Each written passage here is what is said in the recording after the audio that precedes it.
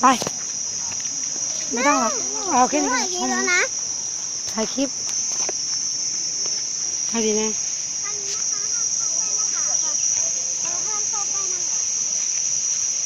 เฮ้ยเห็ด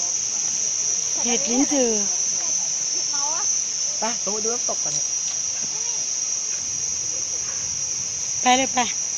ไปกันไปเดินหากันเลย โอ้ยยุงมุดกัดขา หนึ่ง นี่ก็ว่า หนึ่ง